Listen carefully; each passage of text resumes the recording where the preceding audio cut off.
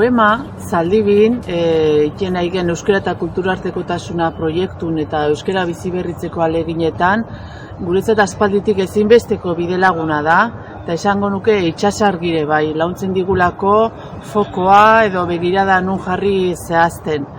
Eta guzti hortako emateizkigu oso baliabide interesgarri, gure egunerokotasune oso erabilgarrik eta praktiko zaizkigunak.